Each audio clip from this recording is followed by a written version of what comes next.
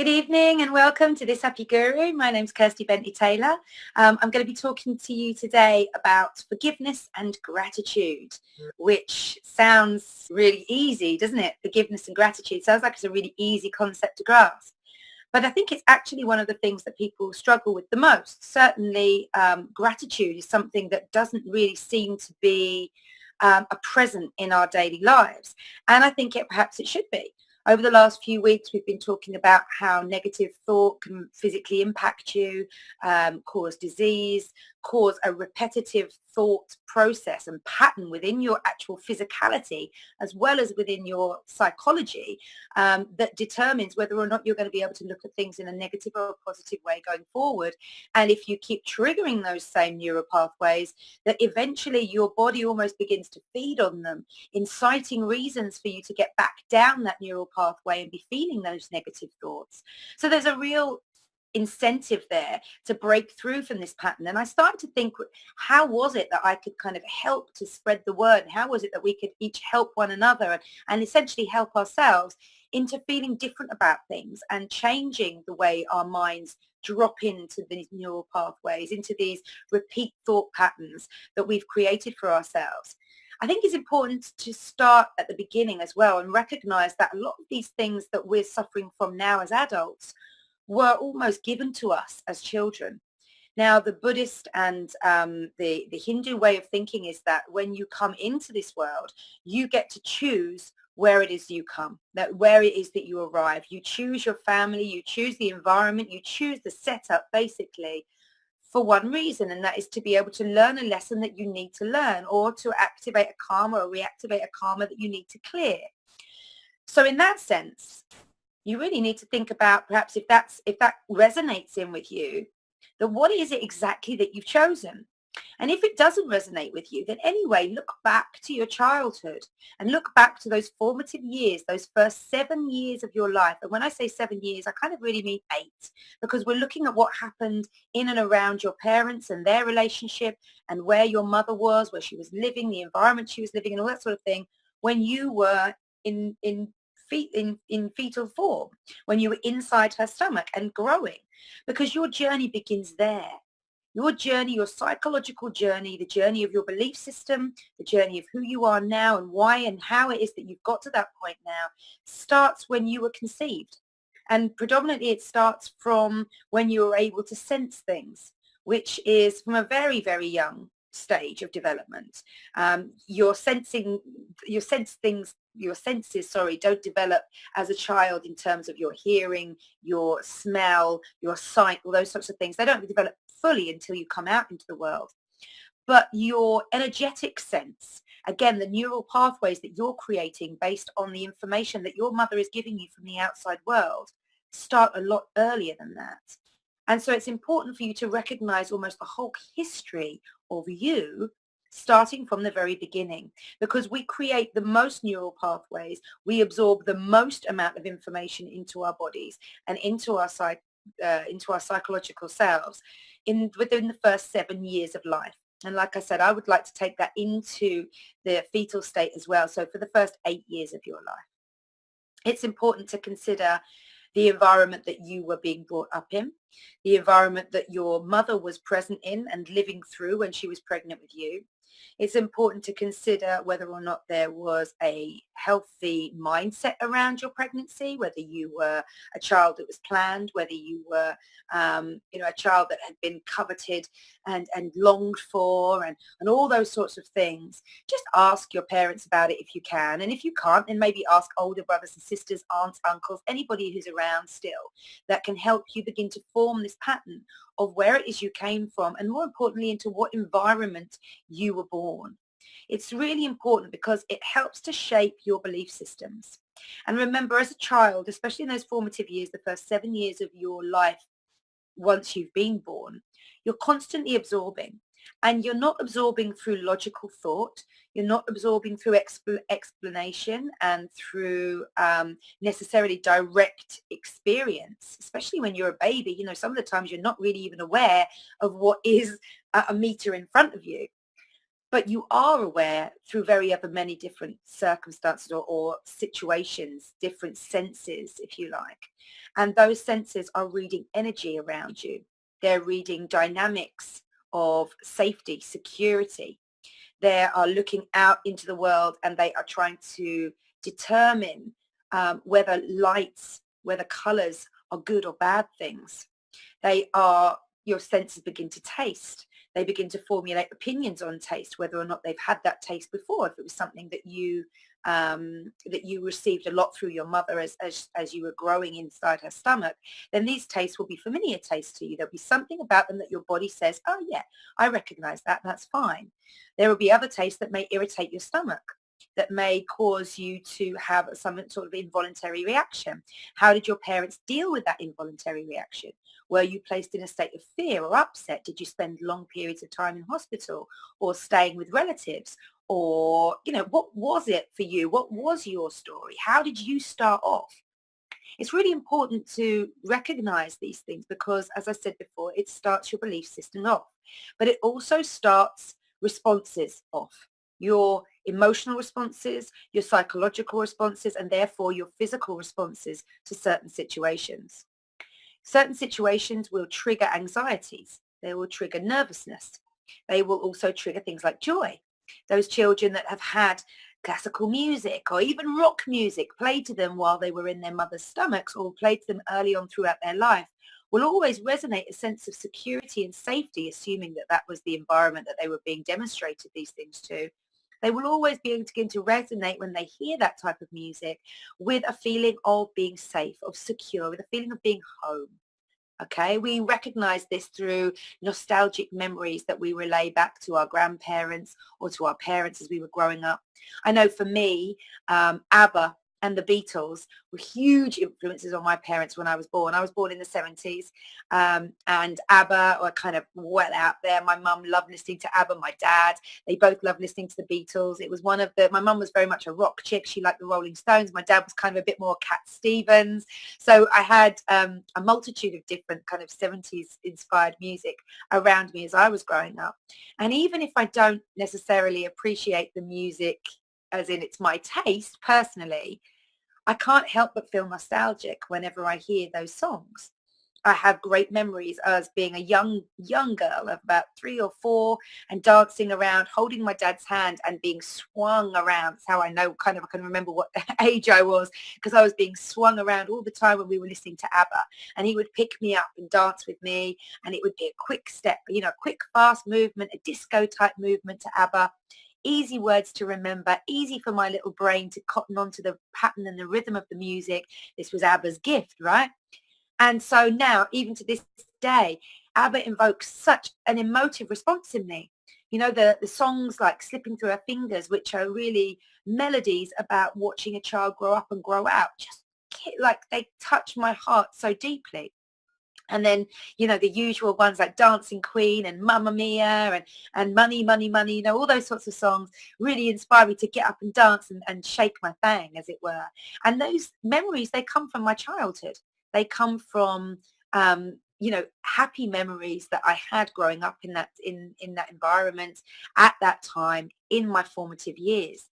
But there are a lot of other things that I experienced as well as a child growing up, not all good. And I think we've all been subject to that, subject to rows about money, about how the house may be managed, about job roles, about responsibilities, all those sorts of things, as well as the usual stresses and strains that parents brought home from work. So as we look back at our formative years, it's important to remember that we were basically living in the shadow of somebody else's life. And yet that shadow was formative. And it's important to recognize exactly how that situation was for the people that were formative around us, i.e. how your parents felt about things at the time, whether or not you had a good relationship with your mother and your father, or both of them, or neither of them, whether you spent a considerable amount of time with somebody else outside of the family. My mum and dad both worked full time from when I was 6 years old. And so I was kind of used to going to other people who looked after me for long periods of time. I didn't like that. I didn't enjoy that feeling. And my husband had a similar feeling as well, that he was the same thing. His parents worked long hours. His mum worked really long hours, from 7 in the morning till 7 at night. My mum didn't work those long hours. But he felt like he was passed from pillar to post, taken in and out with his in his PJs and stuff like that. Didn't really get to see a lot of mum. So when he did see a lot of mum, she would lavish a lot of attention on him, and he would really crave that attention from her. So it's interesting, the patterns that have built up in you. And if you look back into those times, you can really begin to see how the patterns of the life that you were brought up in can begin to impact your belief systems that you have now. And there can often be a lot of negativity that we face when we look back on our social paths, on the way that we've been brought up, on the environment that we are subject to as we grow. I have a couple of clients at the moment who are really dealing with a lot of stuff from their past that just keeps coming back to them now.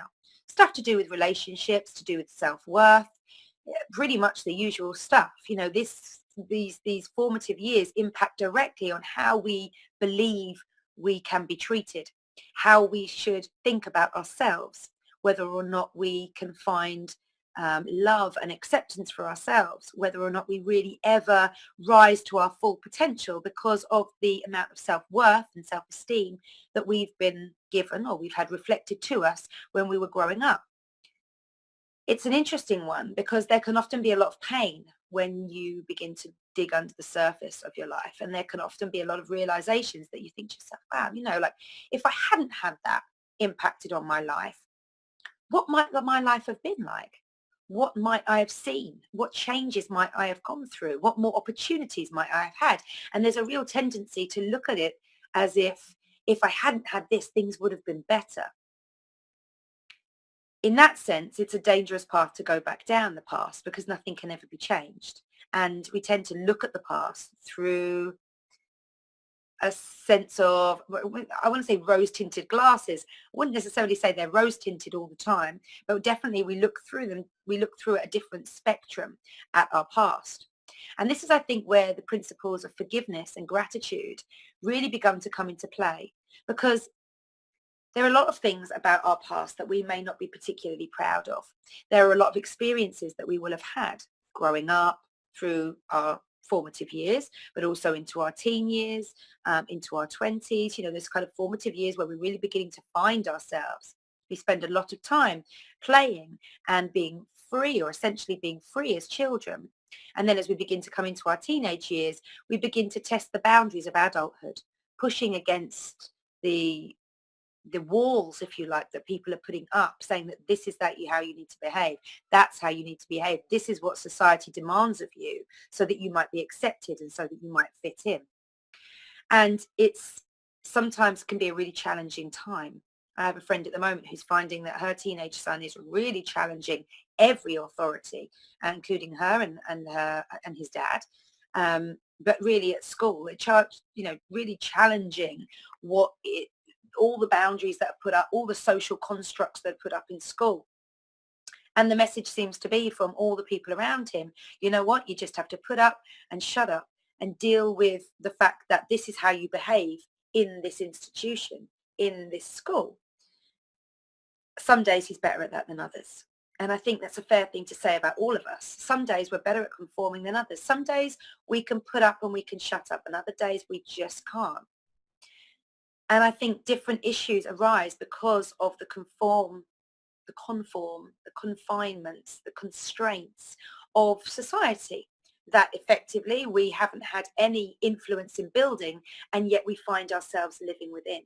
And I think that's one of the things about being at a teenage stage, is that actually, you begin to think to yourself, well, hang on a minute, I've had this free mind pretty much for the whole of my childhood, and now you're telling me that I have to think within these boxes, and that I have to achieve these certain things, and that I have to be almost railroaded down this path into what? Into a life that I'm looking at my mum and dad and their mum and dad before them not particularly enjoying. The majority of us don't have parents who are like, oh, I love my job every day. It's a joy to get up and get into it. It absolutely fills me up. I'm lighting myself up and I'm lighting up the world. I have purpose. I have drive. I have ambition. I have passion. Not many of us, unfortunately, have been able to have parents who that have been able to instill those values in us genuinely, from a genuine love for their life and for their work. And the majority of that, I think, is because of this conformity. Now, you have two choices at this stage. You can either kind of look at your life and just say, do you know what? They did me an injustice. Like, I should never have gone down that road, whatever it is. Parents, I'm now guiding my son through his GCSEs. He's going to start taking them. We're talking about his options. And, he is very disconnected from GCSEs. They seem like something he has to do, but he's still not quite sure or certain of why they really are going to influence and impact his life as he's being told that they will. I have mixed opinions about this that I won't necessarily share in this session, but I do have to encourage him to be able to get as much as he can out of school, because otherwise, why is he going? That's one of the things that I do say to him. If you're going to school, which you are, if you've come here to go to school, which you have, let's get the best out of it, because let's make the most of every opportunity. Even if it doesn't quite sit right, let's choose to take what we can from this experience, and we'll be guided further on. So at the moment, we're looking at doing his GCSEs and not going any further into education until he knows exactly what it is he wants to do. And our plan then is to really travel and to life experience and to see a little bit more of the world, and in the interim to make those, to make a few more choices as well. But for him, that's taken a lot of pressure off. Taking the idea that at 12 years old, 13 years old, he should be making decisions about his future and what he's going to be doing has taken a lot of pressure off of him. And it's incited creative thought. And I look back to when I was his age, and my parents were both teachers, and they were very much like, this is the path that you're going to go down. This is the path that you need to go down to become successful. And it was getting A+ GCSEs, getting A+ A levels, going to university, coming out with a 1-1 or a first. Going into a line of work then that you feel that you will be able to sustain and enjoy for the future. And I felt the same as I suppose my son does, that at 12 years old, that's all a bit much actually, to be going, to be making all these decisions then. I didn't really know if I wanted to go to university. I never knew what I wanted to do at that stage. I never really had a driving passion at that age. I was very much about living and enjoying life. And I felt a little bit like, again, school was standing in the way of that. I agreed with the principal that I needed to get out as much as I could out of the situation. Like, I was spending the majority of my life in this place. I might as well come out with it with the required grades or the required certificates, the required knowledge. And I did well, but I wasn't fully invested in it. And I recognize now that I am fully invested in what I do, I really recognize now the amount of potential that I let go, if you like, because I didn't feel the passion that I needed to feel going forward. A certain amount of me held a little bit resentment at that time for my parents to be pushing me into something that I didn't really want to do. And I knew that it was for my best interest. They explained all that. I knew that, they just wanted the best for me. And yet I was feeling railroaded. I was feeling like the barriers were coming up either side of me, and that I really had no other place to go without disappointing my parents, without the doubts and the worry about whether or not I would become a success in life, whether or not I have enough money to be able to make it through life, whether or not this path that I would get on would then actually lead to what it was that I wanted to do. And I was really quite confused around that time. Step in things like hormones and stuff like that as well, and it became totally a total point of my life where I began to let go actually of my drive and of the decisions that I'd made, and I began to look outside of the boundaries, stepping over the boundaries, and taking an idea of what it was that I saw on the other side as being more adventurous and more thrilling, a little bit more fun, those sorts of things. And this was then about that sort of time that I began to kind of tell a few untruths to my parents, begin to lie so that I could get what I wanted, begin to live a false life as well as the life that they saw me living, so that I could have what it was that I wanted to have, which was a freer life, which was more adventure, more fun, and to step out of this kind of good girl ideal that they had me down as. It's interesting to me that at that age, at the formative ages of our lives, I was really all about pleasing my parents. And then towards my teenage years, it became about less pleasing my parents and more about pleasing myself. When I look at the correlation between our development, our psychological development in those times, when you're from birth up to 8 years old, the grey matter in your brain is constantly growing and regenerating itself, constantly forming, constantly growing, constantly manifesting more and more and more. And the grey matter is the part of your grey matter and white matter in your brain. And the grey matter is the part of your brain that really deals with transmutant, if you like, information. And particularly around the left side of the brain, you deal a lot with communication. When I was looking into forgiveness and gratitude, what I came across was that actually when you are dealing with feelings of forgiveness and gratitude, you're actually communicating within yourself, within your body, on a much higher level. Now, when you get into the teenage years, the grey matter stops forming and starts densifying. I don't know if that's a word, but it becomes more dense. There's a greater density to it. So it begins to change form. And one of the reasons for that, we think, is because of the amount of matter that's been absorbed and taken on board and the neural pathways that have begun to form. And that density begins to build structures within our brain that we are comfortable with working in, these communicative structures that we're comfortable with working in. So when we look at the paths of forgiveness and gratitude, up until that point, if you haven't been taught it, you don't have too much experience of forgiveness and gratitude. If you watch young children, for example, they are very much about what's fair, what's right. There isn't so much forgiveness as justification for actions and for behavioral patterns.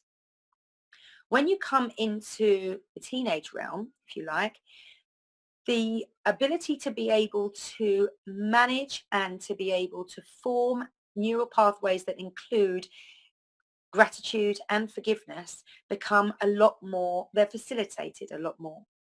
Your density enables your neural pathways to form a lot more quicker routes between the left and the right brain, allowing you to justify, rationalize, communicate to yourself and to others a lot more effectively. And I think we see this with the development of children where they come kind of out of the gangly stage of youth and into a more structured and logical mindset of the teens. This grey matter then begins to then basically transform and make all the information that's being passed around between the two brain sides, the two cortexes, the two hemispheres of your brain. And these neural pathways begin to then become deeper, denser, and more ingrained. This is why it's so important to teach gratitude and forgiveness from a young age. Because if you haven't had the experience of gratitude and forgiveness before, these neural pathways don't necessarily form as easily. If you have been brought up with the idea that it's an eye for an eye, for example, which was something that I heard a lot as a child, actually, it was kind of like, it seemed to be the thing, well, if he's done that to you, then, you know, that you should do that back to him. Vengeance was a lot more of an easy, I suppose, term to lean back into. You're not thinking, you're not being encouraged to think with forgiveness in mind. And I think forgiveness and gratitude come hand in hand. If you are taught from a young age to be grateful for everything around you, then you're almost forming the idea of this oneness that I've spoken about before, this idea that we are one with everything, with all matter, that we have to be by the nature of ourselves. And if you're beginning to look at gratitude towards the things that you're receiving, for example, initially that's one of the easiest ways of being able to practice gratitude, what it is that you're receiving and how grateful you are for those things. then you're also able to recognize that forgiveness is not only something that you can and you need to receive for yourself, but also something that you can give out. A little bit like gratitude, right? It's nice to be feeling great, like it's nice to be feeling gratified. It's nice so that we might practice these daily, because I believe that these mindsets are actually the beginning, the first step, if you like, to being able to change neural pathways, to being able to change neural pathways across all emotions.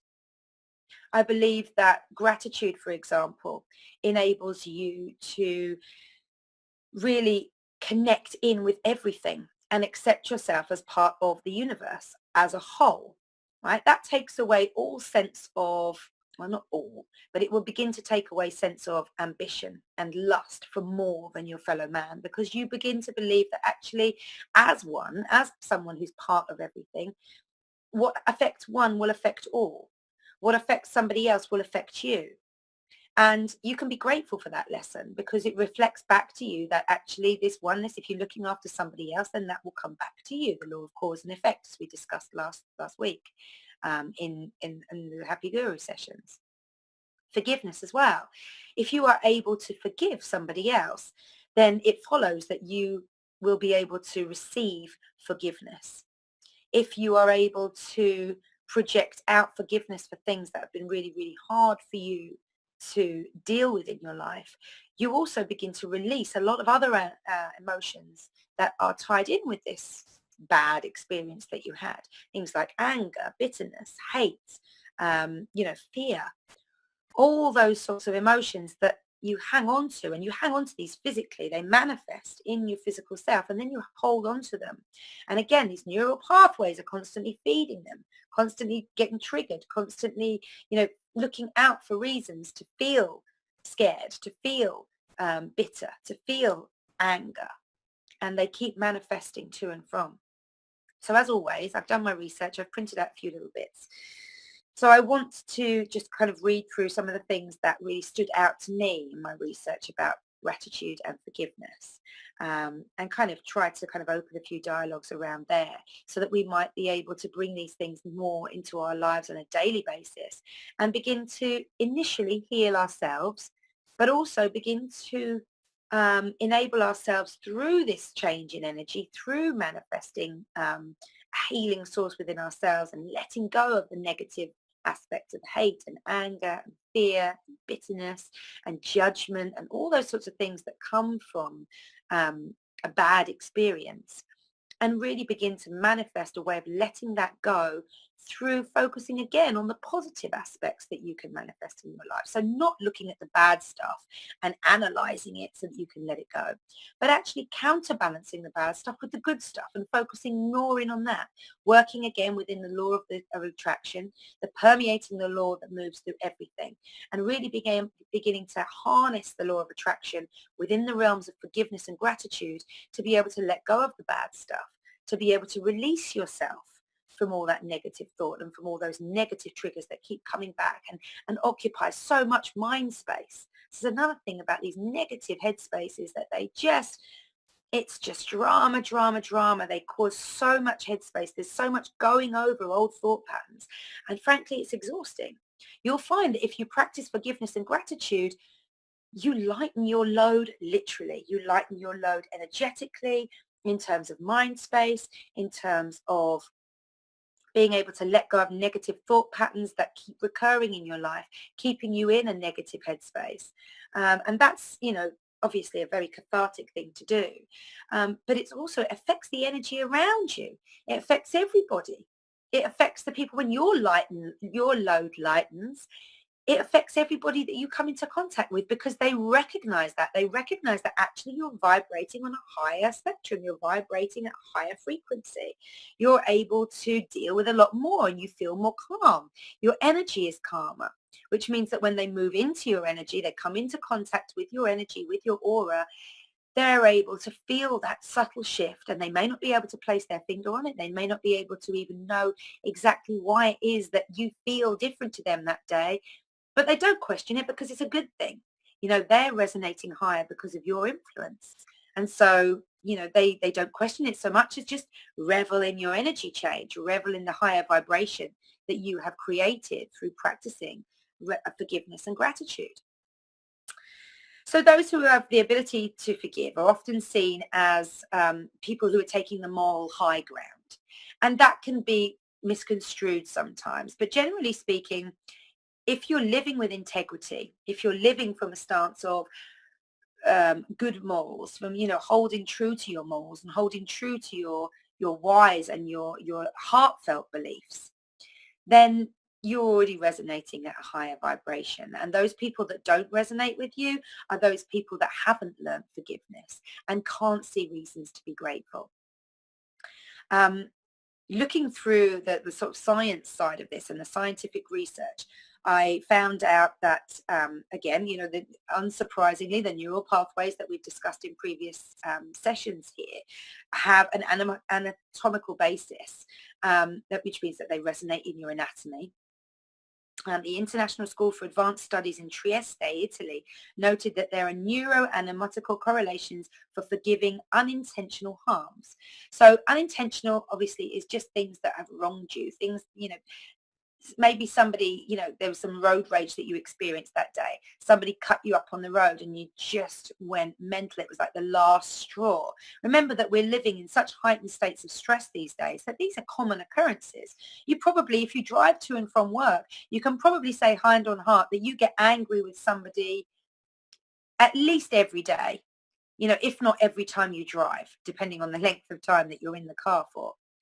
And, I see demonstrations of this all the time where people are, shouting, shaking their fists at people, flashing people with their lives, hands on horns, cutting other people up and shaking their heads as they go past. And I see this and I'm like, wow, people are really angry on the roads. There's a lot of frustration. There's a lot of stress about getting to and from their destination. And it feels like the minute they leave the house is the minute that this all comes into effect. So we found, look, going back into the grey matter thing, this is interesting. This Italian study, published in Scientific Report in 2017, it said that we found that local grey matter volume in the left side of the brain, a region which defines our theory of mind or mentalizing network, so your theories, the way that you are able to computerize things, if you like, make sense of, was associated with a degree to participants relied on information about innocent intentions to forgive accidental harms. So these are things where you've been slighted, where you've been wronged, i.e. how easy it is we find to forgive unintentional harms. Our findings provide further support for the key role of mentalizing in the forgiveness of accidental harms and contribute preliminary evidence for the neural anatomical basis of individual differences in moral judgments. So it's very technical talk. I found this quite hard to go through some of this stuff because the grey matter stuff around the brain is just, how these scientists, they talk. And I'm a bit like, what? I have to read it about 5 times to be able to understand. But from that, I basically get that people with a higher grey matter in the left side of their brain particularly have a greater capacity for forgiveness. Now, at this stage, I want to kind of drop in to what constitutes a good level of grey matter and the things that directly affect your grey matter. So what I found out about this, and the left side of the brain particularly, because the left side of the brain was the one that was really firing when we were when people were under studies about forgiveness and how they could forgive unintentional harm doing. So mistakes, how easy it was for you to forget a mistake, forgive a mistake, to move on from somebody making a mistake. Now, this could be something in the workplace, this could be something at home, this could be something, like I say, out in the car, this could be just the way somebody speaks to you badly in a supermarket or in a restaurant or anything like that, right? How easy is it for you to just let go and move on from that negative situation? So it says the left hemisphere regulates language and speech, not only how we talk and communicate with others, but also how we talk and communicate with ourselves. Grey matter is involved in analyzing information. Recent studies using cross-sectional neuroimaging, so looking at the two sides of the brain and crossing and seeing how they communicate with one another, have shown that by around the age of 8, the volume of grey matter begins to decrease. as I've just spoken about. However, the density of grey matter appears to increase as a child develops into early adulthood, which is what I was talking about earlier.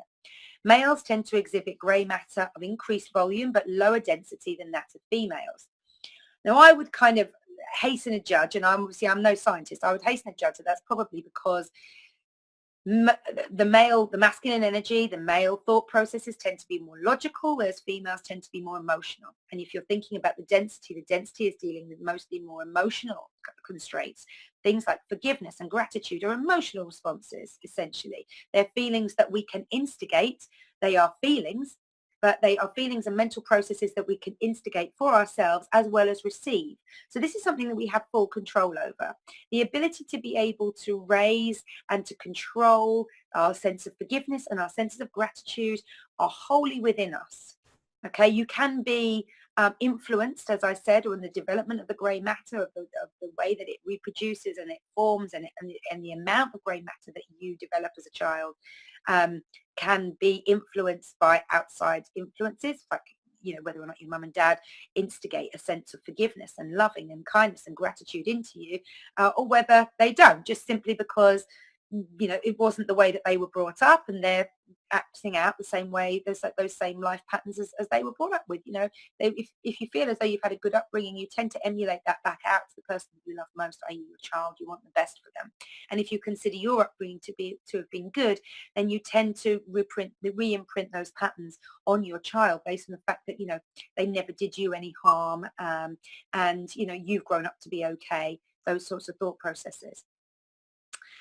So in the Department of Applied Psychology in the University of Vienna, Dr. Silani, Georgia Silani, led a study in which the team recruited 50 healthy community members, 32 female, 41 right-handed, with an age range of 18 to 35. They answered a questionnaire in which there were 4 variations of 36 unique scenarios for a total of 144 stories. So basically that means that it was kind of a broad idea of where forgiveness you know, could come from, different scenarios as to where you might be asked to forgive, or situations that might be presented to you whereby you would need to practice forgiveness.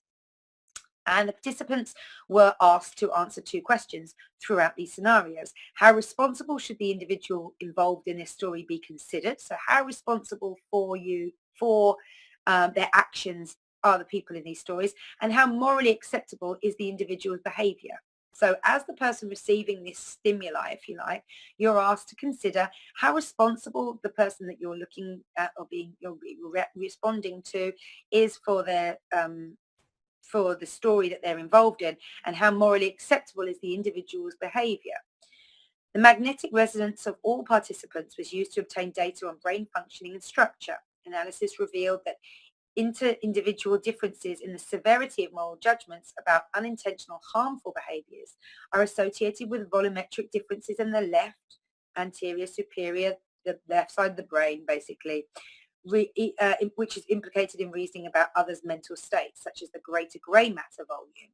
The less accidental harm doers are condemned. So basically, that means that the more grey matter you have on the left side of your brain, the denser that matter will then become, enables you to become more cognitively functional in terms of forgiving people, which means that you have more ability technically in your brain to be able to forgive people, and also to be able to then express gratitude for things as well, because the two go kind of hand in hand.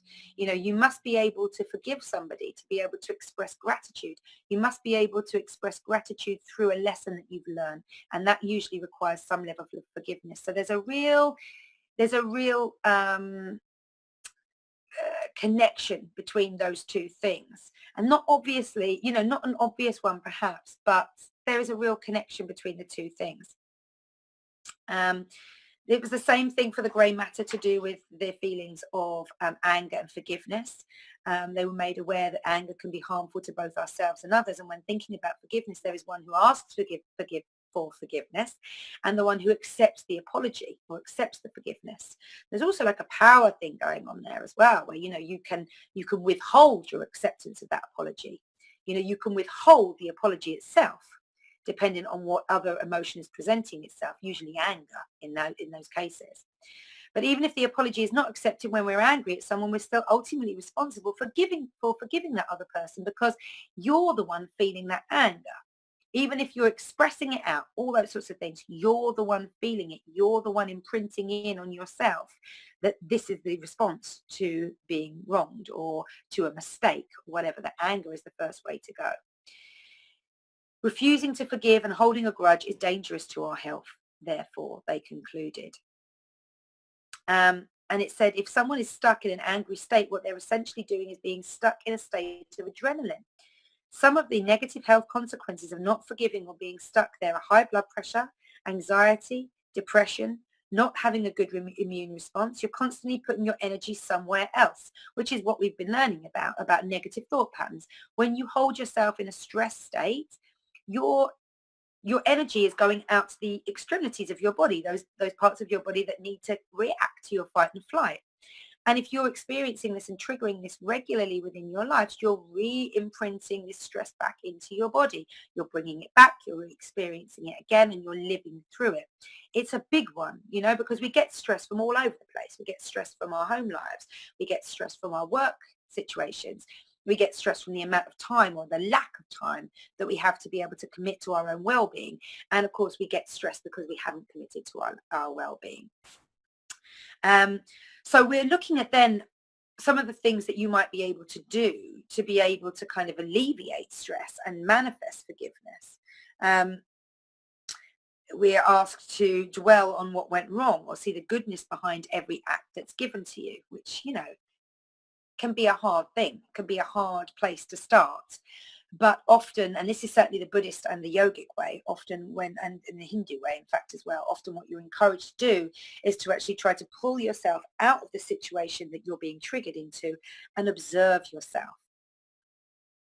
Look at yourself from the outside.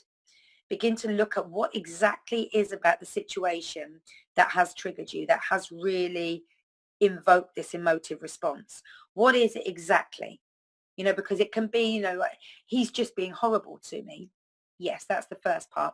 But what is it about you feeling like that he's being horrible to you that's upsetting you the most? Is it a feeling of being wronged? Is it a feeling that he doesn't like you, that you're not respected? What is it that comes from that general kind of that overlying feeling? Begin to pull back the layers of yourself and of your emotions and begin to notice the pattern that might be forming between certain emotional responses. So rewiring your brain to be able to do this starts with this peeling back process, right? It starts with being able to open yourself up a little bit and take responsibility. Fundamental, absolutely key. Take responsibility for what is happening in your life. You have to own it. You're the one living this, nobody else.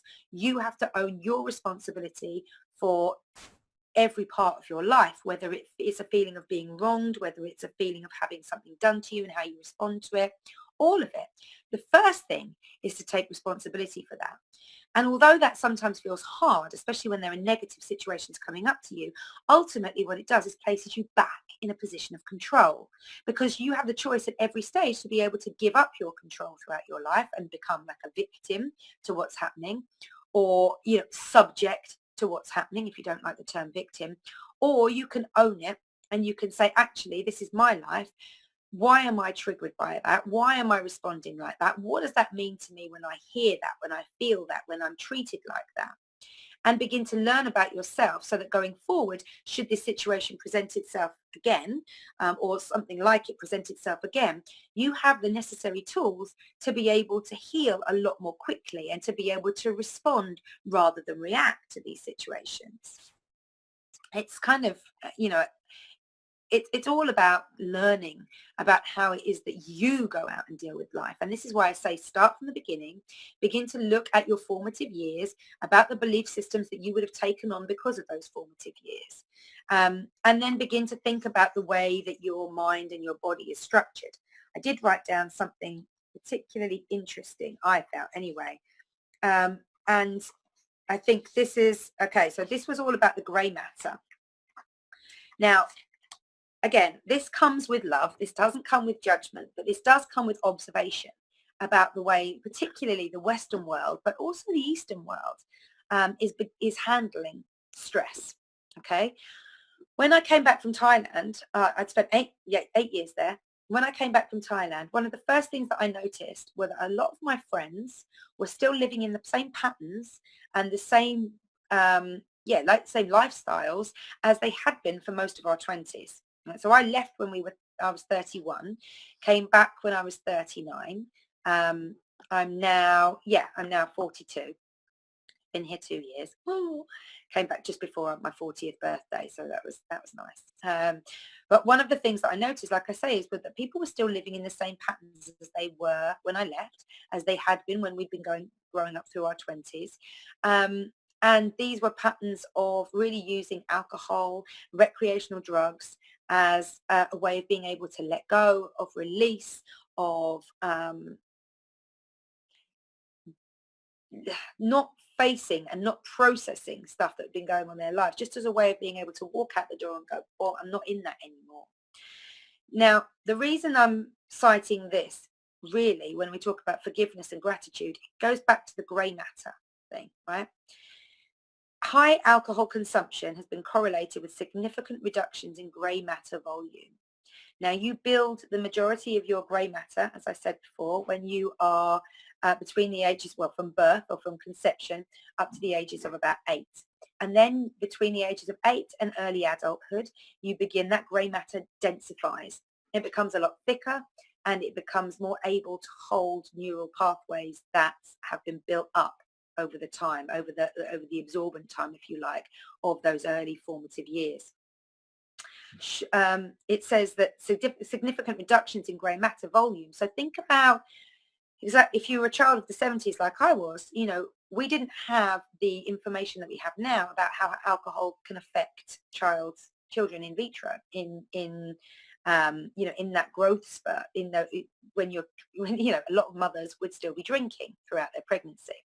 A lot of mothers still do that now, even though there tends to be the general idea that really drinking should be abstained throughout pregnancy because of cellular development and all those sorts of things.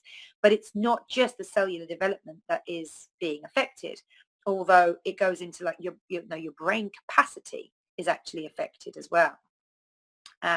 So this has been correlated, high alcohol consumption has been correlated with significant reduction in grey matter volume.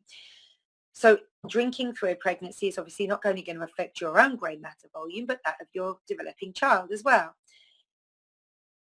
High or short-term cannabis use is not correlated with changes in white or grey matter. However, several cross-sectional studies, which when they say cross-sectional is looking at both the left-hand side and right side of the brain, have shown that repeated long-term cannabis use is associated with smaller grey matter volumes all around. It's the hippocampus, the amygdala, the medial temporal cortex, which is basically all the control centers of the brain. Right, these are where your pituitary gland is, your hypothalamus, your thyroid gland. These are all in these different cortexes, and these are the parts of your brain that are sending your hormones out. These are sending receptors out down into your body that are going to tell your cells how to respond to certain things, to certain situations, to emotions, to experiences that you have logged in your mind and in your belief system. These are the imprints, if you like. So long-term cannabis use associated with smaller grey matter volumes and with increased grey matter volumes in cerebrium. Long-term cannabis use also alters white matter integrity in an age-dependent matter, with heavy cannabis use during adolescence and early adulthood causing the greatest amount of damage. So I wanted to touch base on this really because alcohol use, certainly for how many hundreds of years now, certainly within the Western world, not quite so much in the Eastern world, that seems to have not been quite as prevalent, and certainly within certain cultures, alcohol use is been prohibited and not being used so much. So you're really beginning to see perhaps a different level of intelligence coming through certain generations in certain cultures because of the use of alcohol. Certainly, again, in certain cultures, the use of cannabis, recreational cannabis throughout the Western world and throughout the Eastern world. The cannabis is used very regularly by people in the Eastern world as well. and what, those sorts of things, how the impact that they have on not just our brains, those people that are taking them in and that, but also generation after generation, how it's affecting our cellular health through our ancestry. Meditation has been shown to change grey matter structure. So that's interesting. I mean, not only is meditation good for your your soul in terms of being able to keep you calm, being able to keep you focused, being able to relax you inherently, but it's also actually enabling your body to regenerate itself and change grey matter structure so that it's more enabled. This is an interesting one for now for those of us who have kids, and if this is something that you practice recreationally as well. Habitual playing of action video games has been reported to promote a reduction of grey matter in the hippocampus, while 3D platformer games have been reported to increase grey matter in the hippocampus. So 3D platformer games are essentially virtual reality. Right? So what we're saying is the playing of action video games where you are just watching a screen and interacting reduces reduces the amount of grey matter, whereas that 3D stimulus, that idea that in your creative play, in your creative realm, if you like, in your 3D realm, which is a realm that we identify with being our reality, actually increases the grey matter. So again, it's that whole idea of get out into the world and interact within your universe to be able to increase grey matter. If you are just looking at a television, at a screen for your stimulation, for any kind of action orientated entertainment, and then you're decreasing your grey matter. So that's one for them as well. And it said also that pregnancy renders substantial changes in brain structure, primarily reductions in grey matter volume in regions subserving social cognition. Grey matter reductions endured for at least 2 years post-pregnancy, which for me was kind of like, that's why we get this pregnancy brain, why you can't quite compute things, when your energy again is going kind of further down and you're reducing your grey matter production, I believe, because of that, because of the fact that you're receiving this. But it also gives an idea that you are enabling your brain structure to change in almost adaptation of the new life that you are going to be bringing into this world, and the new life that you are going to be, that you are creating essentially for yourself as well, because of course it becomes less about you as an individual and all about this new baby that you bring into the world and how your life changes so significantly and all these sorts of things. So it kind of opens you back out again to those formative years where you can recreate your belief systems, you can recreate structures, and again, depending on that environment that as a woman you're beginning to restructure is going to depend on what the information that you're sending down to the child in your stomach. It's all just this huge cycle for me. The way I look at it is just kind of like, God, this is just this huge cycle of being able to recreate. Actually, as you create a life, you're also, as the woman, able to recreate all the belief systems and everything that you are, you've been subjected to, should you be consciously aware of this capacity that you have. Of course, most of us aren't. Most of us just plow on through life, trying to achieve the same things that we were doing before our pregnancy, not really paying a massive amount of attention to the development that we're going through, being kind of inspired and set in awe of our bodies as they change and produce this whole new person, but not necessarily being consciously aware of the fact that we can create a whole new world for them if the life that we've grown up in up until that point has not served us. So that was kind of a massive thing. But when you're busy creating all these new things, when you're in that stage and you're in that ability, like you can do now, from this very moment, you can begin to change your thought processes and you can begin to recreate a different world that you want to live based on the idea that actually the last one that you created, the one that you've created since birth, it's been okay, but you've carried a lot of grief with you. You've carried a lot of negative thought patterns with you. And actually, it might be time to let go and move forward. You have that ability to be able to do that right now. Pregnant or not, man or woman, it doesn't matter. You can start from right now and you can begin to re-imprint belief systems and forgiveness and gratitude specifically from this point. This is why forgiveness and gratitude is such a good place to start from. right? Because you're going to have to let go of some of the other stuff that you've been experiencing in your life up until this point, and you're going to have to let go of it completely. And you're to be able to do that, you're going to have to forgive those people or those situations that wronged you and formed those belief systems for you that you recognize don't serve you anymore.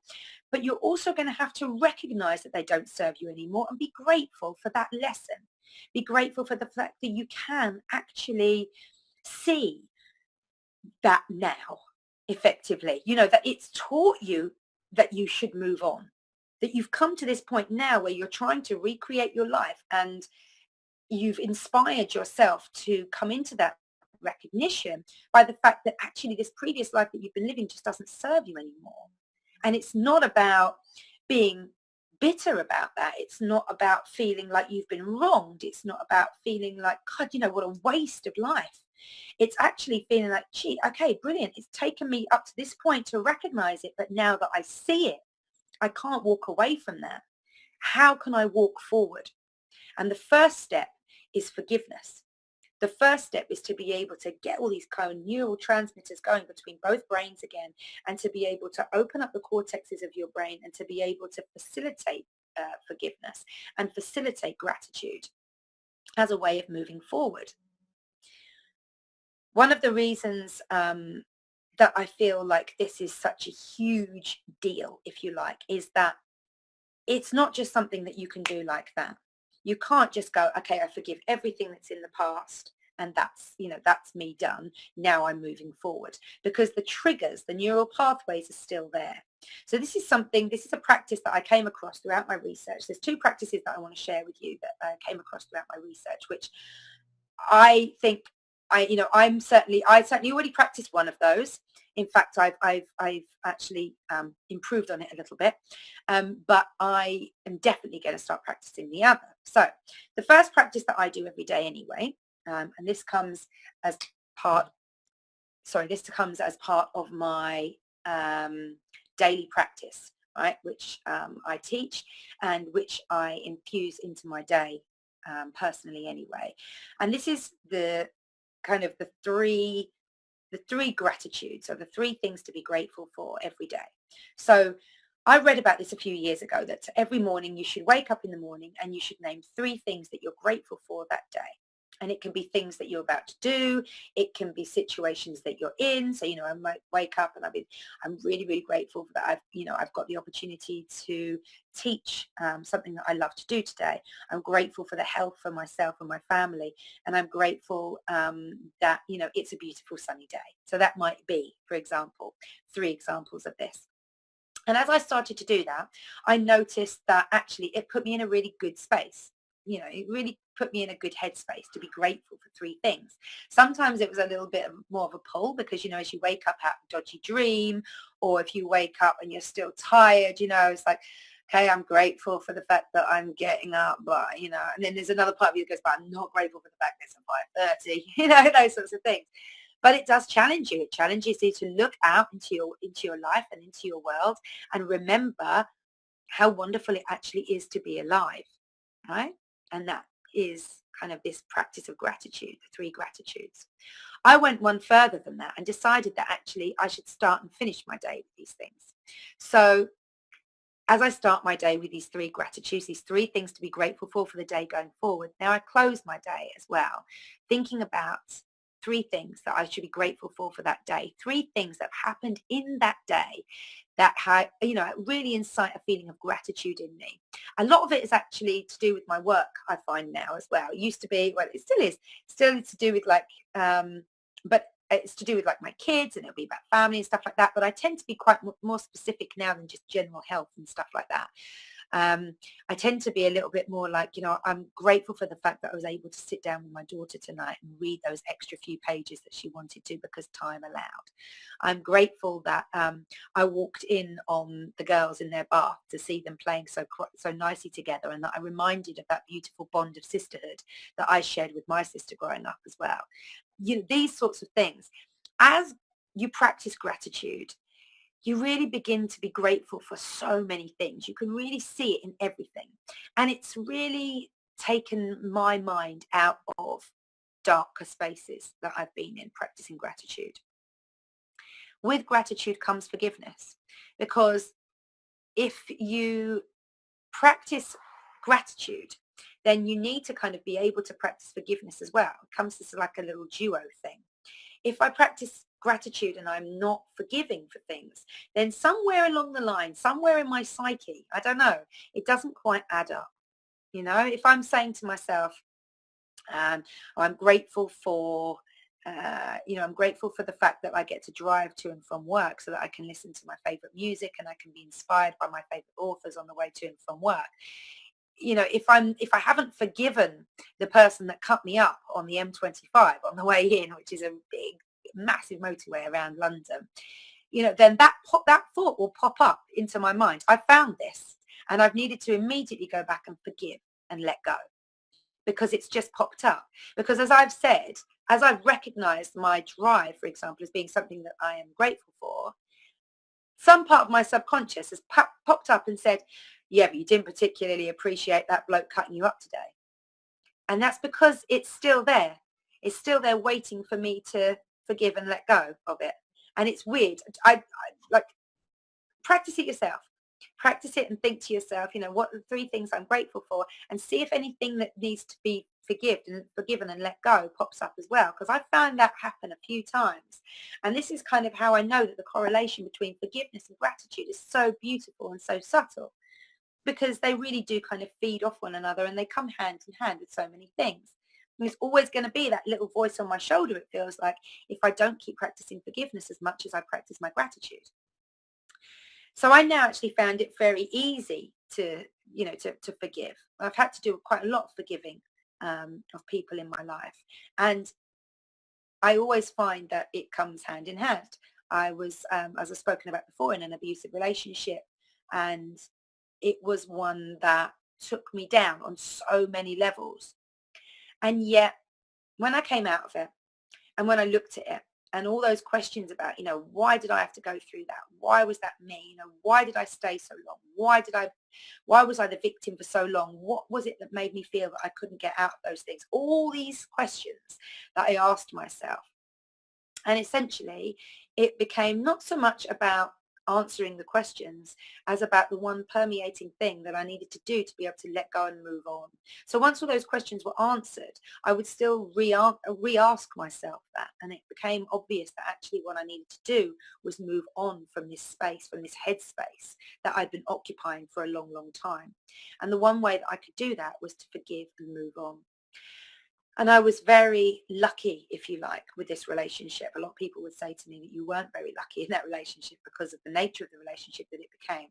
But the one thing that I did get out of it, apart from all the things, all the little lessons that I learned and all the reasons, you know, that I was grateful for it afterwards, was that I got my son. And so I realized and I recognized very early on, actually, that I could never really hate my ex, because underneath it all, in spite of it all, irrespective of it all, I had my son, because I you know, had this relationship, and my son was born from this relationship. And my son has been the light of my life. Absolutely. Since he was born, he gave me a new purpose. He gave me a new drive. He changed everything for me. I was in a very negative place when he was first sort of conceived. I got myself out of that. I then got myself into a better space, but I was very heavily influenced by this negative relationship. And I see things like anxiety in my son now. He expresses a lot of anxious responses to things. And I see that that is almost the worst part of me that he has inherited. And I believe that I expressed that so powerfully through my pregnancy with him, that that's where this has all come from. You know, that he's expressed this since he was able to express himself. So I know this is an inherent part of him, and it's a go-to, and it's an anxious thing, and there's a lot of stuff around it that I recognize that I was expressing when I was pregnant with him. So I feel like when he has things like migraines, which tend to come up from his anxiety and his nervous tension, I blame myself a lot. Well, I used to blame myself a lot for that. And it became a case of having to forgive and let go and just be grateful for the fact that I have learned so many lessons through this manifestation of a negative situation. So what I mean by that is that instead of blaming myself, as I began to do when he began to get sick and certain things in his physicality began to present themselves to me, actually what it did was took me on a big learning curve that I experienced with him. And I was able to not only empower myself through alternative, they call it alternative knowledge, alternative medicines and those sorts of things for the symptoms that he was presenting, not only empower myself through learning and through being able to look at things for a different eye, but also being able to empower him, which has been fantastic. He now looks at the alternative ways to things, if you like, before he looks at anything else. He's not someone who's just like, pass me the cowpole type thing. He's very much like, I'm going to do what's best for me in this situation. I'm going to do this, I'm going to do that, and then I'm going to go to bed, or I want to do this, I'm going to practice that. I'm coming off of this, I don't feel good. He feels into situations much more than I think he would have if we hadn't gone through all these physical manifestations of his anxieties and really been able to see the underlying fears and the underlying factors that caused them initially, and being able to gently begin to clear those. And it's still a working process. He's only 13, and these things began to manifest when he was 7. And it started with things like bedwetting and nervous movements within his body. And we went and saw loads of specialists.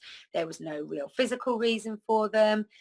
There was a lot of kind of idea that, he might have to take these sort of steroids and that sort of thing. And I was just like, absolutely no, 7 years old, he's not going on steroids. I'm not having that. I began to look further into it, into the emotional causes, into factors that might stimulate the kidneys, which was one of the reasons for like the bedwetting and all those sorts of things, and positive belief imprinting and affirmations that would be able to help him going forward, and spending real time with him going through all this, making him feel special, making him feel like this isn't something that's your fault, this is just something that you're dealing with, but let's learn through it, let's get excited about this is a way of you being able to learn about your body and how it is that you respond to things. And look how early you're learning this lesson. It took mummy until she was like 35 to be able to learn these lessons. And certainly that was kind of like the positive twist that I gave out on him. And I encourage you to do the same. When you're learning about yourself, take it as a lesson. Don't take it as a criticism. Don't look at the way that you've been brought up and think, God, they've really done me a disservice there. They've really done me a wrong turn.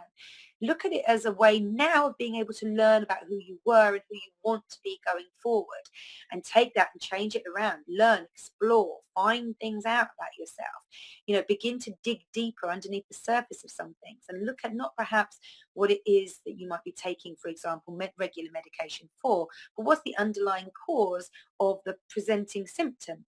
What is that? Begin to look into kind of different ways of being able to uncover all those sorts of things, so that you might be able to look at any emotions that are coming up, where those emotions have come from, and then begin the clearance on that. And the clearance starts with forgiveness. It starts with saying this, this manifestation or this symptom is presented by this. This has been caused by this, and start the work on forgiving things. So one of the things, when I say start the work, there are different things of how there are different strategies of how you can begin to rewire your brain, rewire your thought patterns, rewire your the way that you interconnect with certain situations, the way you're triggered.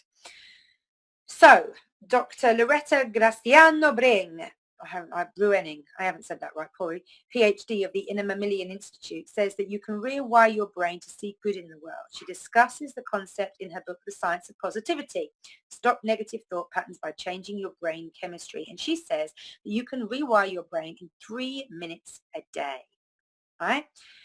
She explained that all you have to do is basically focus on the 3 minutes a day for 45 minutes, or 3 times a day at 1 minute intervals. So you either focus on things that you're grateful for 3 minutes a day, or you do it 3 times a day for 1 minute, and you focus in on those things. 1 minute for one thing to be grateful for. Okay, so this was interesting because we touched in on this, or this was interesting to me because we touched in on this when we were talking to Alexander Walker a couple of sessions ago, who was talking about clinical hypnotherapy.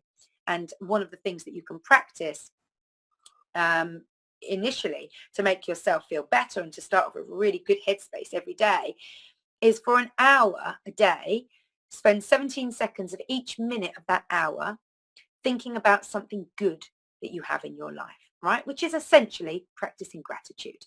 It's recognizing the good things that you've got in your life, and it's saying, God, I've got them, for 17 seconds a day, right? For an hour, that is. This is a little bit more simple, I think, and probably requires a little bit less time in terms of, not everybody's got an hour to be able to sit down and do religiously, watching the clock and doing 17 seconds of thinking positively and then relaxing after that. So this is a little bit more simple. So for either 3 minutes a day or 3 intervals of the day for 1 minute each time, focus on things in your life that make you happy, that make you feel grateful. The key is to do this for 45 days. She said, where am I? One must keep up the gratitude focus for 45 days, even if it seems fake or foolish. If you miss a day, start over from day 1. You must go 45 days straight, because this is what it takes to get a new trail of cognition into your brain. And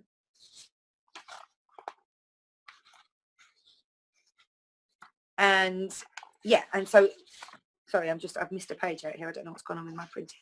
So this is what happens when you re-imprint your brain. You're doing it for 45 days, which is essentially about 6 weeks. For every single day, you are remembering to either do 3 minutes every day of feeling positive about 3 things, 1 minute on each thing, or at 3 separate sessions throughout the day. You spend 1 minute, for example, in the morning focusing on something that you're grateful for, another at lunchtime, another in the evening before you go to bed. And that's how you do it. And you do it for 45 days. So get yourself a calendar or draw out boxes for 45 and cross off as you go through. As you've done that 3rd minute, you can begin to cross off and see that you're getting through that 45 days, because that's what it takes to recreate a mental trail or a psychological trail back into your mind and begin to shift energy and awareness from the existing neural pathways that have been built around negative thought and negative thought patterns into the positive. Right? So for 45 days, 3 minutes a day, you can do that.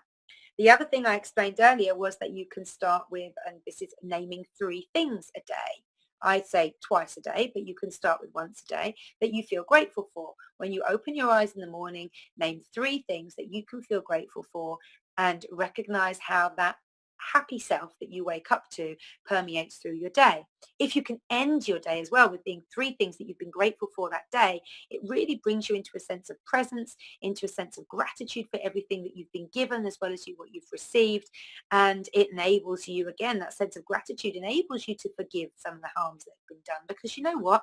It sort of recites back to you that in spite of this, in spite of that, today was a good day. If I can just 3 things that I'd be grateful for, then that tells me that really that today was a good day, irrespective of the fact that I got cut up on the motorway, irrespective of the fact that I don't know, the lady in the shop was a little bit curt with me, irrespective of the fact that I've had an argument with my partner.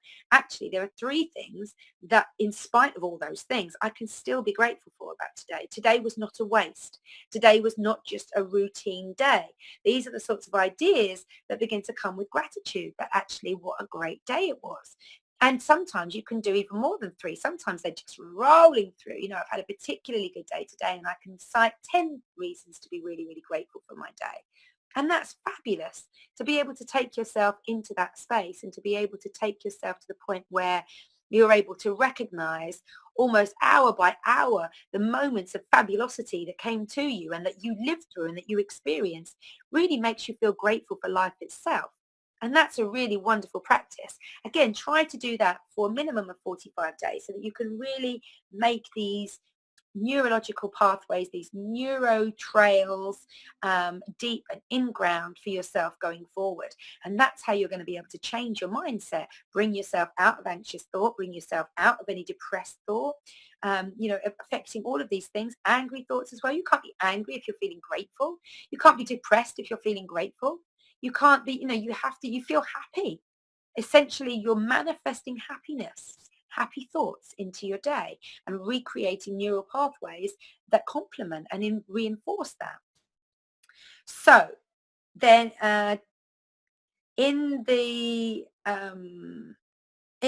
we're talking about Dr. Kim, who recently wrote down How to Be a Positive Leader, Small Actions, Big Impact. This is something else that I came across, which I really liked. 3 approaches he recommends are expressing gratitude. Frequent and sincere expressions of appreciation have been found to produce dramatic effects on individuals and organizations. So if you're being grateful for what's going on in your life, that's then going to permeate out into your work life as well. Be it encouraging employees to keep a gratitude journal, to track 3 things they're grateful for each night, writing a thank you card or email to someone each day, or to positively embrace someone whenever you can by expressing your appreciation for that hard work. Gratitude requires neither big budgets nor heavy commitment of time.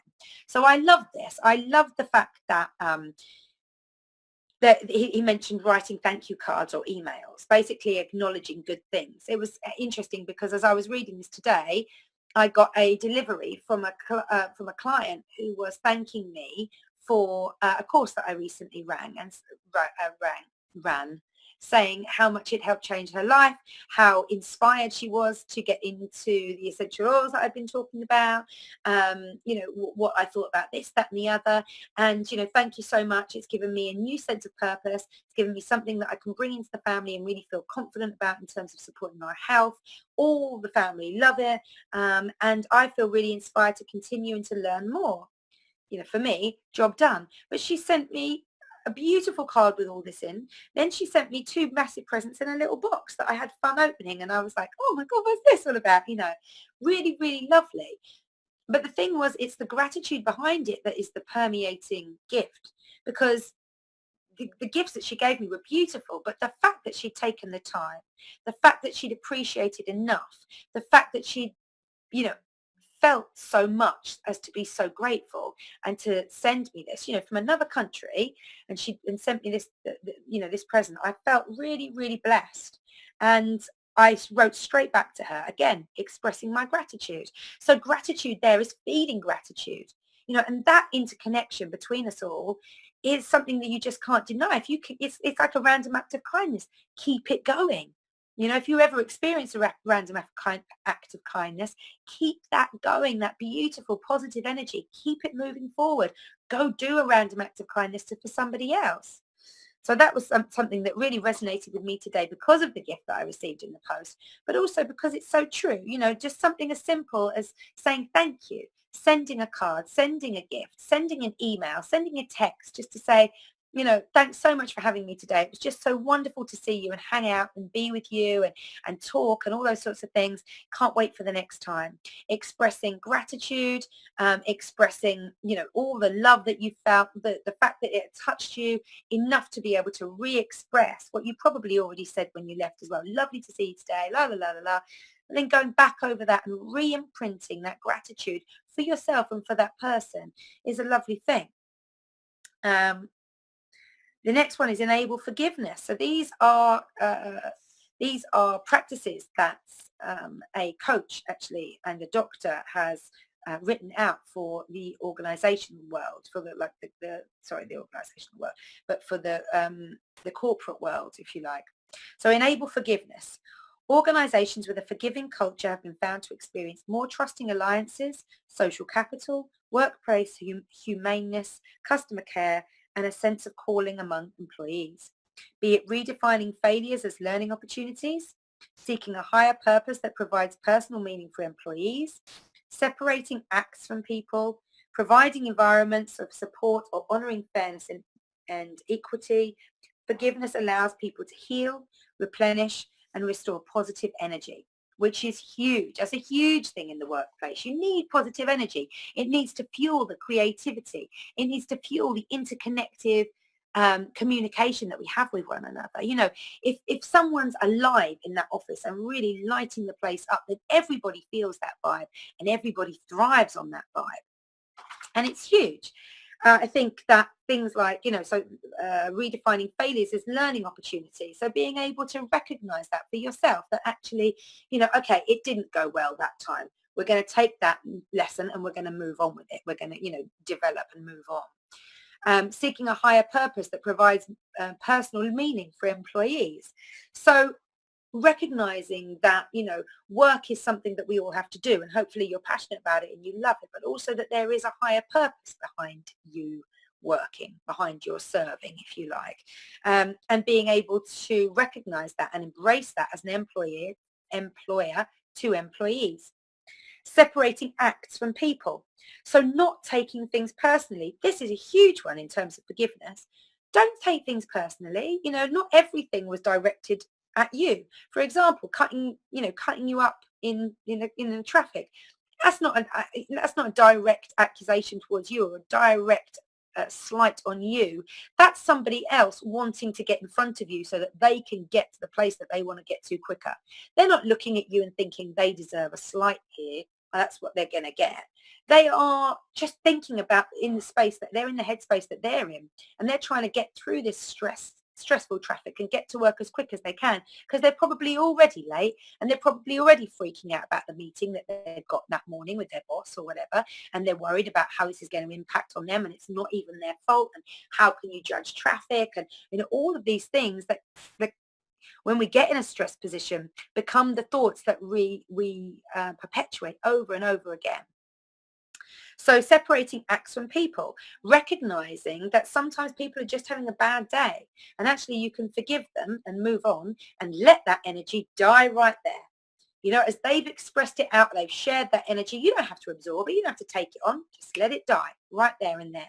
You don't have to absorb it and then regurgitate it, if you like, for other people, because you have the opportunity when somebody's been short to you or slight to you or whatever it is, you have the opportunity to either react with a cross word and a cross reaction, or to just go, do you know what, this isn't about me now, this is about them, and I choose to let go of that negative energy and I choose to move on in my life and just forget almost, or just cut the cord there and not take this any further, therefore allowing them to express their frustration, getting rid of some of that negative energy for them. You don't absorb it. You go, that's it, enough. It drops down, it drops out, and off it disappears. And you maintain your level of equilibrium and balance, and you feel good about the fact that you've made a choice that has positively impacted not only yourself but this person and actually the next few people that will come through. Because if they've managed to offload on you and you haven't taken that load, then you've essentially diffused that situation for other people behind you. You know, it's a great gift. Forgiveness and gratitude these are great gifts. Providing environments of support or honouring fairness and equity. So again, just recognising that everybody's equal. We're all able to make mistakes. You know, no one's infallible. It's very easy, I think, especially in the hierarchy of offices and in the workplace, to begin to believe that the power shift that people have there is inherent of, you know, them personally, that personality is responsive for power. And, you know, if you have this position, you should be, adhered to. You should never be questioned. You're in this position of authority. It's a state of yes, it's a power state, isn't it? You know, the hierarchy of the office, for example, becomes a power state. Excuse me. Oh, tying up first. And so it's recognizing again that, you know, these things aren't taken personally. It's being able to recognize fairness and equity in the environment that you're working in, and that actually, you know, as you would expect to be treated fairly, so you should be treating other people fairly and affecting that purpose within your work and within the work environment, and supporting that in your peers and in your, you know, within the hierarchy of self as well, or of the office in that case. Forgiveness allows people to heal, replenish, and restore positive energy. This one I like as well. Facilitate transcendence. Transcendence refers to positive deviance, a sense of profound purpose, and the realization of an ideal. One tool for fostering transcendence is to develop an Everest goal based on the idea that climbing Mount Everest represents the peak, culmination, or supreme achievement that people can imagine. Everest goals are not just fantasies or dreams. Instead, they aim for remarkable performance, possess inherent value, focus on opportunities and possibilities, and aim to make a contribution and energize people. For example, Apple's goal of one person, one computer in the 80s, or Prudential's effort to secure retirement for 10 million people at the turn of the century are Everest goals. Buddha says, the thought manifests as the word manifests as a deed. The deed develops into habit, and habit hardens into character. So watch the thought in its ways with care, and let it spring from love born out of concern for all beings. As the shadow follows the body, as we think, so we become. And I think those are wise words coming from the Buddha, as always, right? But as we think, we become. If you allow yourself to forgive people, if you allow yourself to let go, you allow yourself to let go of anger, of bitterness, of hatred, of frustration, of fear, of all the negatives that you surround yourself with. There's nothing good about holding on to those things. In fact, they just perpetuate a headspace that is damaging to you. You know, damaging not just for your mindset, for your sense of peace, for your sense of, of the way that you see the world, but also because it's going down into your physical self, and you're resonating all these parts within your body. And then your physical self is crying out for recognition and crying out for the things that it needs to be able to either get rid of that negative impact that you're bringing into your body, re-imprinting back into your body, or it's calling out for it so that it becomes re-imprinted, and so that it keeps manifesting in the same way. So we're looking at being able to clear all of that by just practicing forgiveness, looking at those people that have wronged you, about those situations that have upset you, and actually saying, do you know what, I forgive and I let go.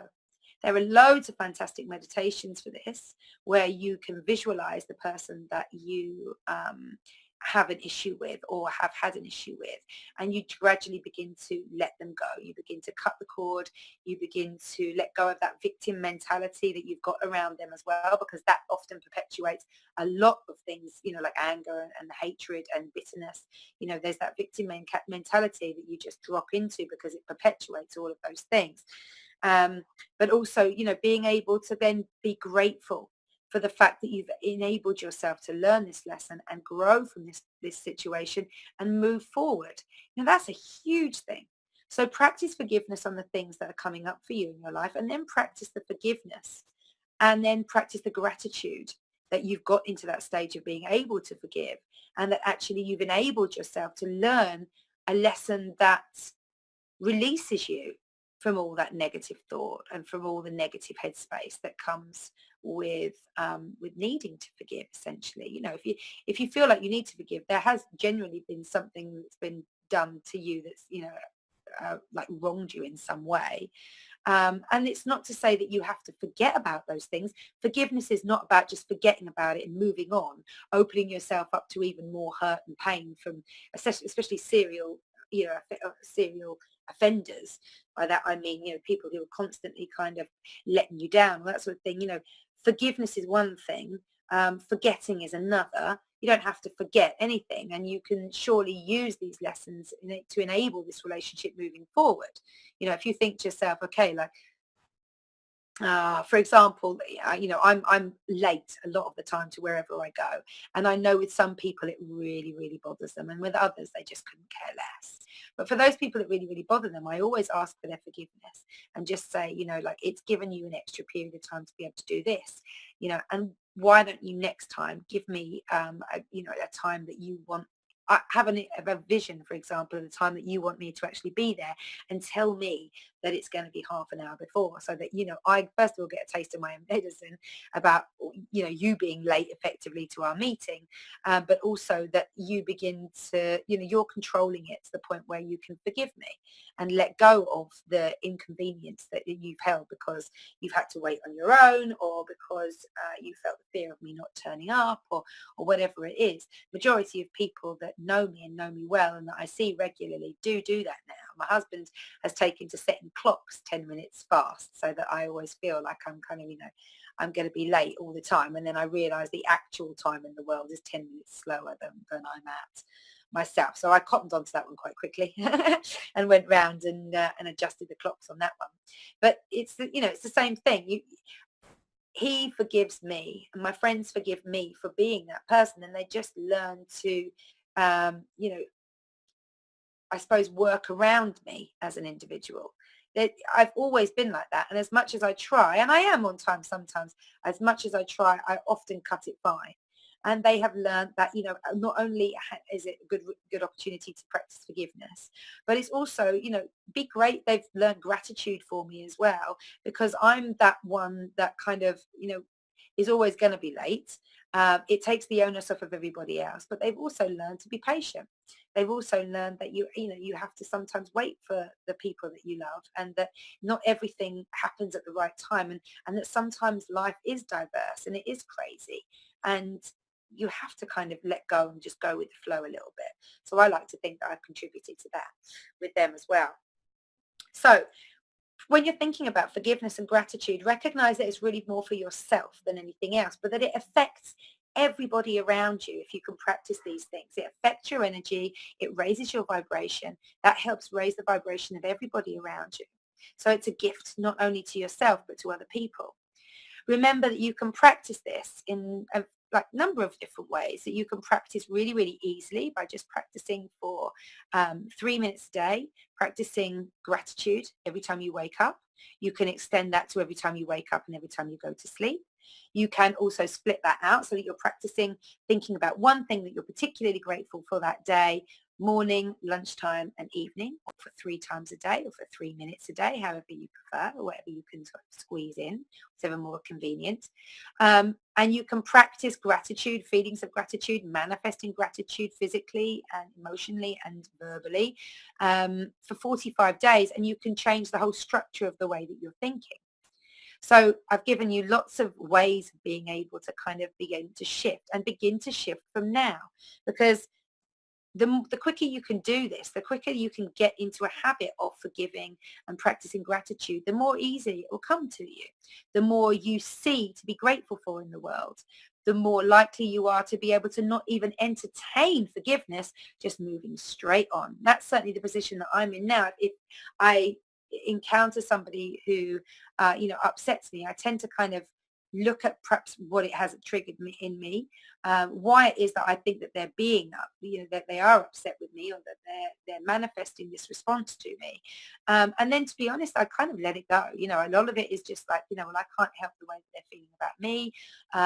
I can't help the fact that this is going on in their lives. I'm just going to assume that they're having a bad day, that sort of thing. And then I've just let it go. That's it. Forgiven and let go. It doesn't serve me anymore. That moment has passed. It's given me the opportunity to practice letting go of emotion, letting go of my emotions, which, I'm always grateful for. A bit of self-practice, fantastic. But also, look at how forgiveness enables you, look at what the lessons are that it's giving you, and then look towards facilitating transcendence. Enabling yourself to draw all of these experiences together and reflect back to you who it is that you are and who it is that you're still becoming, whatever age that you're at. Literally whatever age, you're always changing, you're always becoming something new. So think about what it is that's reflected back and go from there. I wanted to finish today on from a yogic point of view, because as you know, I'm a yoga teacher, and I live through my yogic perspective, through the 8-limb path of Patanjali, the sage who brought yoga and its philosophy or documented yoga and its philosophy, the most recent documents that we have. Because forgiveness and gratitude really feels like it stems from ahimsa to me, which is the first of the yamas, which are the restraints that you are invited to practice in the yogic lifestyle. So I'm just going to read out to you what ahimsa is. It's technically non-violence. That's the direct translation. But as with most direct translation from one language to another, it loses a lot in translation. So it's cited as being non-violence, non-injury, non-harming other beings. But it's also, it's just really non-harming. It's non-violence per se. And of course, gratitude and forgiveness are ways that you can begin to practice non-violence towards yourself, towards others, whoever it is that comes up that needs to be cleared. So ahimsa is non-violence in deed, word and thought towards living things, yourself included. It is widely considered one of the most important parts of yoga philosophy and is noted to be the first of the first sets of guidance on the route to a higher consciousness. It is the practice of not causing harm or pain to anyone or to yourself or to anyone else. This includes self-criticism and being hard on yourself in certain situations, like making a mistake. How hard do you judge yourself? Thoughts are the first step to action. Eventually, if we have a lot of sufferance within, we begin to express that externally and will lash out at others when we're overwhelmed, not to mention internally. Speech is a huge conduit of our inner voice or a construction of our perception. Not just the words you use, but the tones that you use are very important. Note whether there is a tone behind your speech that is beguiling, whether you're being passive aggressive, and if you are, why. As no other person experiences our thoughts, we tend to think that we can get away with them, but eventually the negative energy builds up and finds a way out through speech. From that speech, we begin to formulate our choices and actions. We might buy comfort food to make us feel better with the hardships we endure, dismissing animals as lesser life support forms so that we can buy and eat meat. We may openly criticize our children for not being more whatever than that which they are and adorn themselves in items that are produced by child labor at the cost of human-animal trafficking. We can think of this in relation to the environment as well and endeavor to make conscious choices with your diet, with your purchases, and with the environment so that no harm is exposed out towards others who share your world. So that's an idea of what ahimsa says. And then I wanted to read from the Yoga Sutras of Patanjali, who is the sage, again, as I say, who passed down these guidelines on how to live in a yogic life. And we're talking about ahimsa there, and it says, where non-injury is perfected, all enmity ceases in the presence of him who possesses it. Okay, so this is about the acquisition, really, of the state of ahimsa. We come now to the spiritual powers which result from keeping the commandments, of which the yamas are one section. From the obedience to spiritual law, which is the keeping of the commandments, where the heart is full of kindness, which seeks no injury to another, either in act or thought or wish, this full love creates an atmosphere of harmony, whose benign power touches with healing all who come into its influence. Peace in the heart radiates peace to other hearts, even more surely than contention breeds contention. So like I say, not only are you working on yourself when you work on forgiveness and gratitude, but you're also working on raising up the vibration of everybody around you. And if you can bring these practices into work with your children, with your spouse, with your hubby, with your mum, with your dad, whoever it is that you live with, then much the better. And you'll notice that you feel more connected, you feel more calm towards one another. You have enabled yourselves, you have enlightened yourselves, you have raised your own vibration just by being grateful for where you're at right now and saying thank you, and saying out to the world, thank you, and out to, people who touch your life, be honest, thank you, give them a thank you card, send them a lovely little gift or something like that just to say thank you and that you appreciate the help that they've given you, the time that they've spent with you, or whatever it is. Say thank you, be grateful, it will come back. And it's nice to feel yourself saying it. It feels good. It feels like the whole thing then stops there and sort of ties a beautiful ribbon in it and pulls it closed. That's it, job done. You've shown gratitude for the thing that you've received. You've shown gratitude for the fact that they're there for you. And it's nice to be able to do that. And you can really reap the rewards yourself. So going forward, I invite you to practice any one of those practices and let me know how you go. Comment down on the bottom of this video. Let me know if you managed to do the 45 days. Let me know if you find it easy or hard some days or certain times of the day to do your 3-minute practice on gratitude. There's another thing that might be a little bit easier, if you like, or a different way of thinking that might make things a little bit easier for you. This is something I do with my coaching clients, and I do 20 to 50 things that make me happy. So you write down, you've got your list of 1 to 20 or 1 to 50, depending on how confident you're feeling. I always say start off with 20, and then I bet you can get to 50, because as it begins to roll, you realize that you're actually grateful for everything. It's just that you don't bring this mindfulness, this gratitude directly into your life. So one of the things that I teach is to write down 20 to 50 things that make you happy. And the idea is essentially to keep it off things that cost money. There must be plenty of things in your life that make you feel happy. A bath, for example, really doesn't cost any money, and yet it's so special to be lying there all warm with beautiful candles and smells and making it your own. That's that precious time of looking after yourself. There's so many examples that give you an idea of how you can demonstrate that. That's, it's fabulous.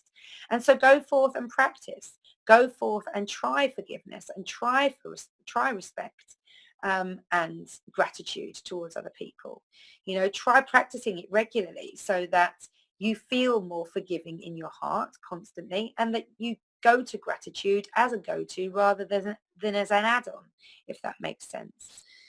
I honestly believe that if more people were enabling themselves to be grateful for the things that they have in their life, for the small things that come through our lives every day, and if you begin to really recognize where that comes from, and where you can draw the energy up and into yourself for that, and then also practice forgiveness. If anything that comes up that requires to be cleared, that is making you play small, which is making you feel, like you're not good enough, or that you need more, or any of these sorts of things, then again, same thing. You don't need to go and buy a book. You can go and can practice gratitude, and you can practice forgiveness, and you can practice it via text, you can practice it via Facebook, you can practice it on Instagram, you can practice it live like we're doing now, you can practice on a video, however you most feel that you can practice and you can emulate this experience.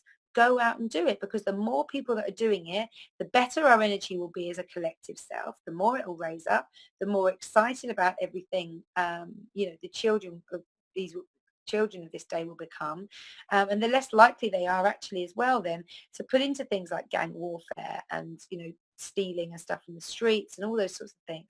They'll feel more unwilling, or it just won't resonate with them anymore. They'll recognize that actually with this good mindset in their hearts, they can move forward a lot more easily. So thank you so much for listening to me today. This has been Kirsty Bentley Taylor for This Happy Guru. Good night and God bless. Namaste.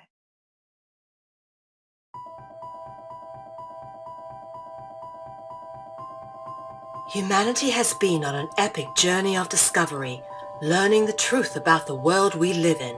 New discoveries about the true origins of humanity, ancient history, free energy, as well as the systematic corruption of world governments are now on the forefront of our daily reality.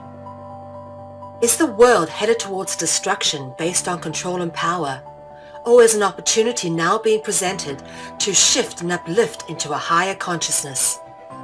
My name is Mel V, co-founder and creative director of Conscious Consumer Network, an independent broadcast network that was launched on the 1st of January 2015. In the last 3 years, Conscious Consumer Network has broadcast over 2,800 shows in multiple languages, featuring guests from across the world, whilst creating media that is aimed at the creation of a free, fair, peaceful, just, sustainable world. Conscious Consumer Network provides full training and an interactive support network for all broadcasters, and we are always looking for inspiring and educational content. Hi, this is Lady Liberty. And this is Mira Siegel. In 2018, Conscious Consumer Network has expanded to multiple broadcast locations, increasing our availability and reach across the world, remaining on the cutting edge of independent media.